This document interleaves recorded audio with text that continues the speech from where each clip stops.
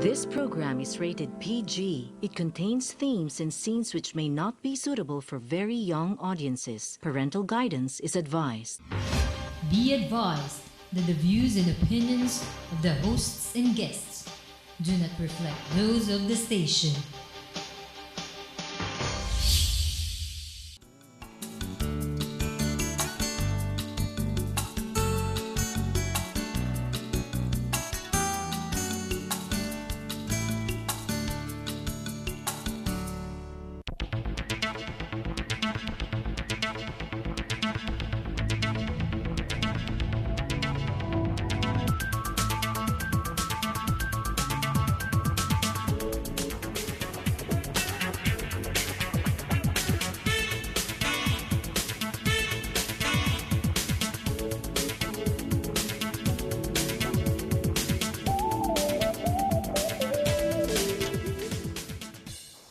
Good evening, everyone, and welcome to Opinion Leaders. And today we will be talking about a problem, a general concern, actually, for everyone, which is, of course, the problem of public transportation, effective public transportation, safe, and of course also something that is environmentally friendly. And with my guest who has actually a lot of things that he's doing right now, Mr. Romel Juan. Hi. It's very nice to meet you. You are the president of EVAP, right? Which is the Electric Vehicle Association of the Philippines. Also the president of Binalot, and we've been eating there for a long time. And also, you are also the... I'm the CEO for Philippine Utility Vehicle, PHUV Inc. Okay. And so you're doing a lot. Sir, paano yan? I guess before I ask anything else, how do you manage your time? Anyway, thank you very much, William, for inviting me here in your show, Opinion Leaders. I'm very honored to be counted as an opinion leader. No? Yes, sir. Well, the electric vehicle industry actually started in 2007.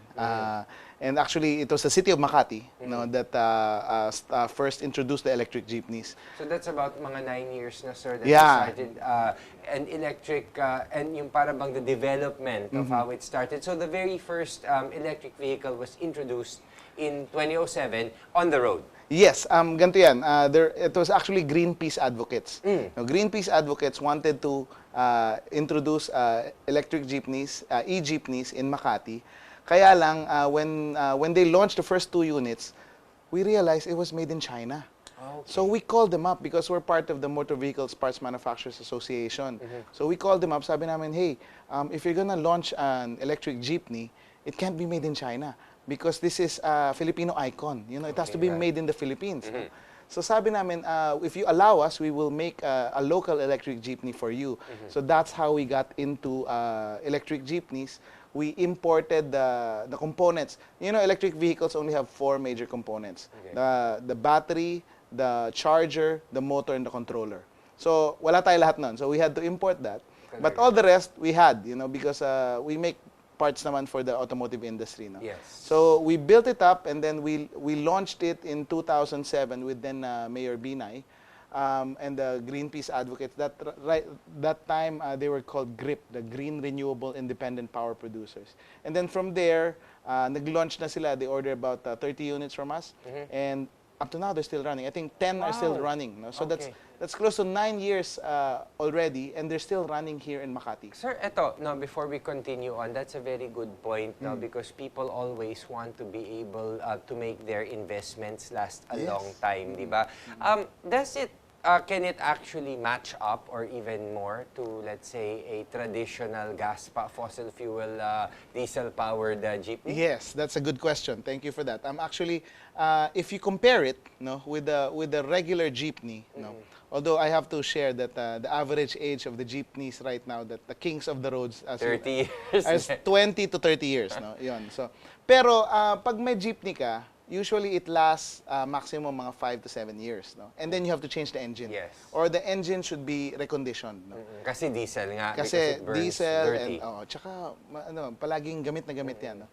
But the electric motor has less moving parts. No? Okay. Actually, maintenance-free siya because you don't need to change oil. Wala naman change oil ang You electric just motor. need to make sure that the battery, yung in the Battery charger. lang ang, yeah. Oo. You have to maintain the battery properly. So, proof of concept, the ones here in Makati are almost 9 years old, still running.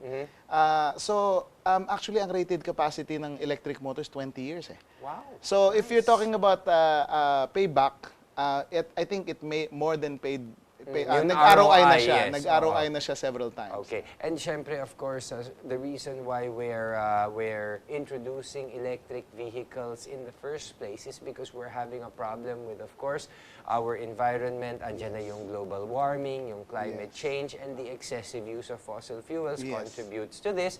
And syempre, of course, yung emissions, it's bad for the health, also personal health. Yes. And yung para bang, syempre, because it burns dirty, yung para bang, ano siya, hindi talaga siya environmentally friendly. Whereas when you use electric vehicles, kung tutuusin with the traffic in our country, you don't need to go very fast anyway. So it addresses it with no smog, no emissions. No noise. No noise. No problem. No problem. It can't just go as fast, but then nobody really needs to with the road conditions right now, di ba? You know, you touch so many topics there, and I'm glad you're really knowledgeable about these things. No?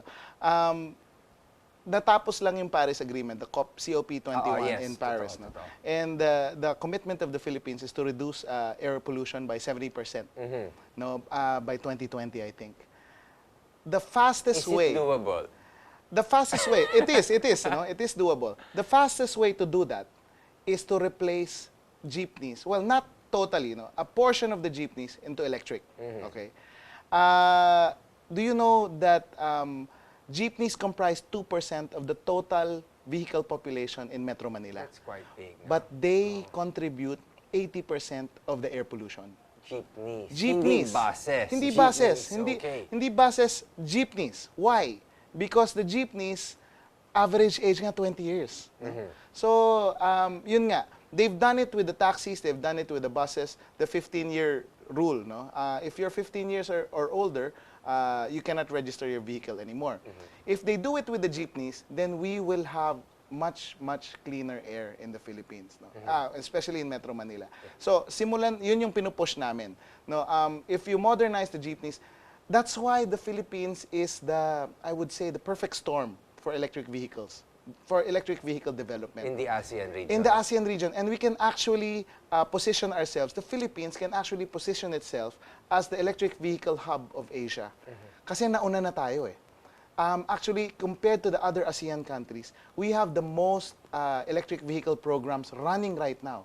The Makati Green Route running right now. In Philinvest, there's a 360 Eco Loop running right now.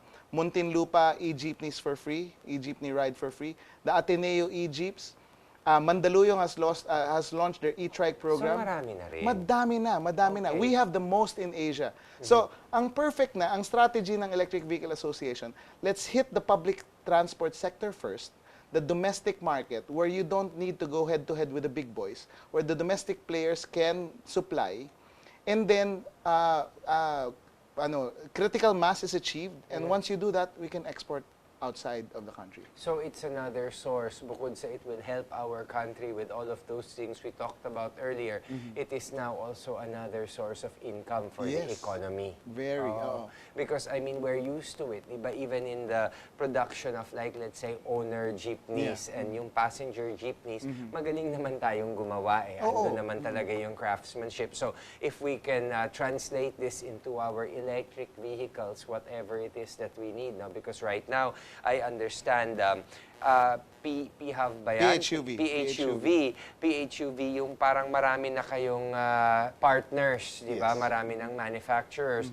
And more than that, it's not just about tricycle and jeepneys, but some other vehicles that cater to what the public needs also. Kung alimbawa, if you don't need something quite as big as a jeepney, but then not quite as small as a tricycle, pwede naman pag-usapan yan. Pwede.